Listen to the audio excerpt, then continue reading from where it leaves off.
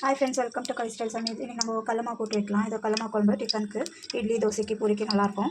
வாங்க எப்படி வைக்கிறதுன்னு பார்க்கலாம். ஒரு கடாய் வச்சுருக்கேன், எண்ணெய் ஊற்றிருக்கேன், எண்ணெய் காஞ்சிடுச்சு. இப்போ கடுகு,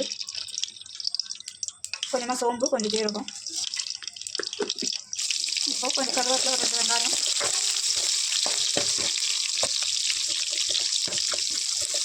நல்லா வதங்குற வரைக்கும் கலக்கி எடுத்துக்கலாம். வெங்காயம் வதங்கிடுச்சு. இப்போ இதை கொஞ்சம் பெருங்காயம் சேர்த்துக்கலாம். திருவி வச்சுருக்கேன் இஞ்சி கொஞ்சம், பச்சை மிளகா காரத்துக்கு எவ்வளோ தேவையோ அவ்வளோ, ஒரு 5-6 பல் பூண்டு தட்டி போட்டிருக்கேன். இப்போ நல்லா கலக்கி விட்டுக்கலாம்.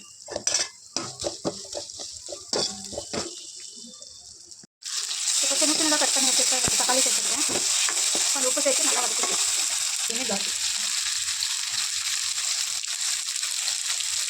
இப்போ இதில் கொஞ்சம் மஞ்சள் தூள் சேர்த்துருக்கேன். இதில் 3 டீஸ்பூன் கடல மாவு எடுத்து தண்ணி சேர்த்து இந்த மாதிரி கரைச்சி எடுத்துருக்கேன், கட்டி இல்லாமல்.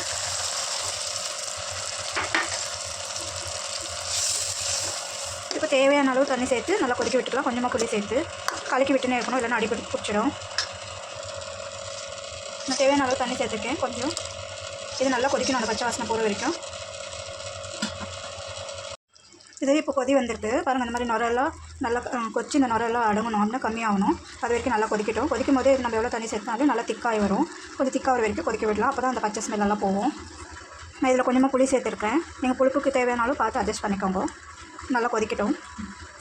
அதான் நம்ம சாம்பார் நல்லா கொச்சி வந்துச்சு. இப்போ லாஸ்ட்டாக கொஞ்சமாக கொத்தமல்லி தூவி எடுத்தோம்னா கடலமா போட்டு ரெடி. இது இட்லி, தோசைக்கெல்லாம் ரொம்ப சூப்பராக இருக்கும். சட்னி சாம்பார் சாப்பிட்டு போர் அடிச்சோம். இதை ஒரு தடவை ட்ரை பண்ணி பாருங்கள். தேங்க்யூ.